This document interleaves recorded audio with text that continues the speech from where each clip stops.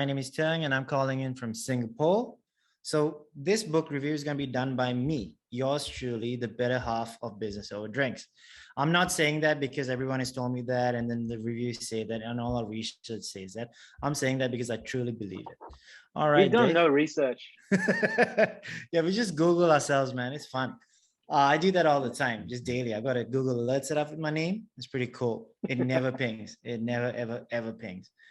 But yeah, no, we've got a really exciting one, man, at least for me. We're going to talk about Shoe Dog. It's a story by Phil Knight. Phil Knight is the guy who founded Nike.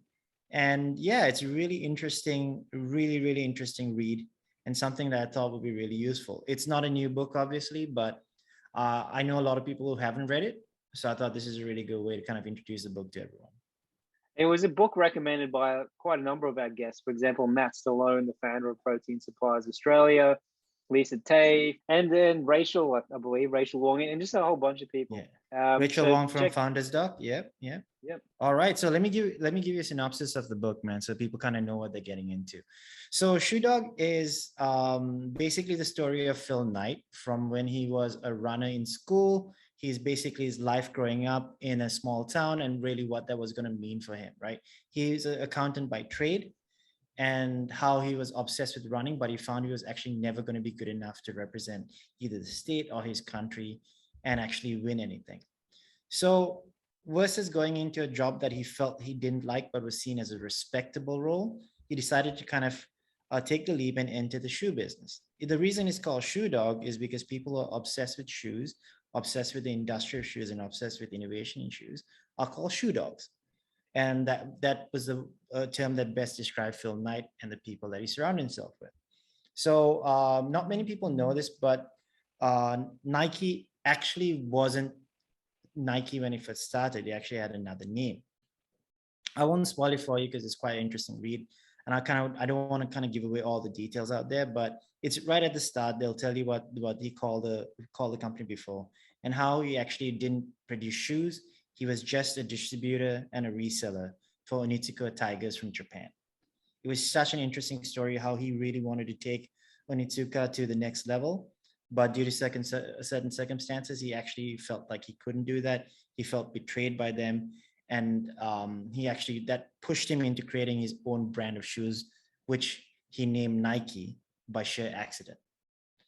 So I felt like this story is I read it more like I was reading someone's really interesting biography versus really reading a story about, business lessons and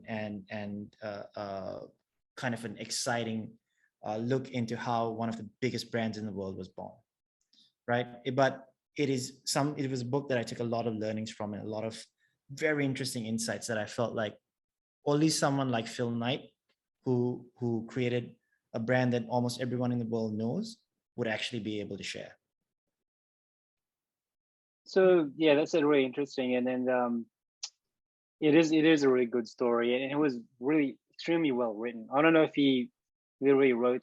I think he did from the way he describes it near the end, but it's just so well written. It just flows so easily. It's easy to read or easy to listen to if you're listening to an audiobook. Like Terng, right? You normally don't listen to audiobooks, but you manage to enjoy it. Yep. This is one of the first few audiobooks I've ever listened to from start to finish, and I really ran through it. I put it at 1.2 speed, and I went through that entire book because it was brilliant. I literally would finish my work and still sit by my computer listening to the audiobook. So what are some main lessons you got from it? Like I said, I took it more like a book. I took it more like a biography that I was reading, or someone's life, someone's story. But through it all, I mean, it was very clear what he was actually sharing. And I'm not sure whether he wanted to share these lessons. I just felt like this was his story to tell, and you learn from his story, right? So one of the most interesting things that he actually shared was the fact that when he set up Nike, he was what you would call, a completely insane business to get into, because Adidas and then Reebok and then Converse, a few other brands were already there. They were already dominated the market. They had all the market share. And the shoe business was seen as an extremely difficult market to get into because of so many different factors, anywhere from pricing, from manufacturing issues, from taxes that were not really beneficial to new businesses starting up in such a capital-heavy industry, to the fact that shoes were seen as more functional, like sports shoes and sneakers were seen as more functional and catering to athletic audience, which was a very, very, very niche segment of the American public, right? He kind of broke all of that down by saying, if you make a great product, if you introduce a great product, it doesn't matter what the issues are in the market, people will want it, right? He he did something that I didn't agree with, but I mean, this was a while ago, where he said he didn't believe in the value of marketing and advertising. He just said, like, who needs it, right? What we do is we go by, he marketed by word of mouth, by taking salespeople out, going to track meets, going, speaking to coaches, speaking to athletes, getting schools one by one, having that track team start to wear Nikes, or initially Onitsuka Tigers. But eventually he started to understand what marketing, the value marketing and advertising brought. And if you really look at it, Nike is kind of like a pioneer for the advertising and marketing industry now. Their brand is what it is because of the marketing and the advertising that Nike has done.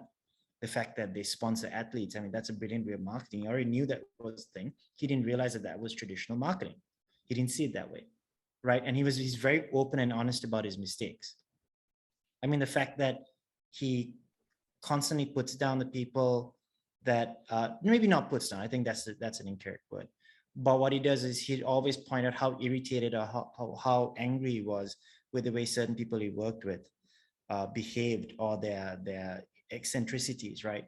But in the end, it was very clear how his affection for them, and how he understood that he built a company of misfits who shouldn't have succeeded, who shouldn't have worked, who shouldn't have been able to work together. But they're actually now, they are the core team that built Nike, one of the biggest brands in the world. And it's such an emotional, interesting way of teaching people how to value skill sets and how to value things beyond the tangible, right? Someone's passion for the role, someone's understanding, someone's ability to give feedback without fear of reprisal, because they're like, I'm going to tell you exactly why I hate your shoes, I hate your brand, I hate what you're doing. And then he was smart enough to understand, I'm going to not let my emotion dictate how I react. I'm going to see whether what they're saying is correct, and then I'm going to try and correct it. So that was a really interesting way of doing it. It's something that I've been doing as well, and something that I'm trying to do more and more as well. Because obviously you get a little bit upset when someone tells you they hate your work, or they hate your podcast, or your co-host is a bit of a, weirdo. Just like, don't say that about Dave. Well, then, yeah, I mean, it happens, right? But if you read a book like Shoe Dog, it's a really good insight into how how a team of misfits that shouldn't work, if held together by the right things, if they all share the same vision and the same dream, you can actually bring something great. Yeah, thanks for the compliments, man. Just to add to that, what you were pointing out before about his honesty, yeah, it is marked. His career was marked by so many failures, so many people. Like, if I wouldn't be able to handle the kind of stresses he had to put up with, and just a lot of tragedy too. Like, he nearly, I don't want to spoil too much, but I'll just reveal some things everyone knows. Like, he talked about how Michael Jordan had been in his home, but then he also marked some really tragic stuff that had happened in his life. Yeah. So success does come with some consequence. I think he warns that a little bit, but yeah, it's a brilliant book, mate.